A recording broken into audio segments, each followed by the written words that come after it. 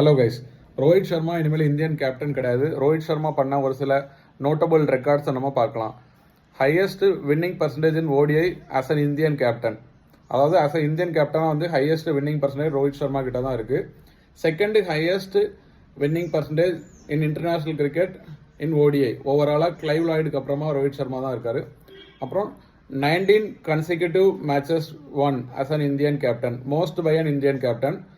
Only Indian captain to score all format century. Indian team கேப்டனா 3 ஃபார்மேட்லேயும் வந்து century அடிச்சிருக்க ஒரே ஆள் ரோஹித் சர்மா தான். ரோஹித் சர்மா 2 ஏசியா கப் ஜெயிச்சிருக்காரு, ஈக்குவல்ஸ் வித் MS தோனி.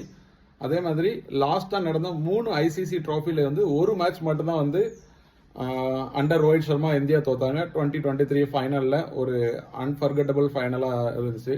அது மட்டும் இல்லாமல் ரோஹித் சர்மா ஒரு யங்ஸ்டர்ஸை வந்து நல்லா லீட் பண்ணி கொண்டு போவார். யங்ஸ்டர்ஸ் எல்லாருமே அவருக்கு செல்லப்பிள்ளை மாதிரி. அந்த மாதிரி விஷயங்கள்லாம் வந்து நம்ம இனிமேல் வந்து ஒவ்வொன்றா மிஸ் பண்ணுவோம்.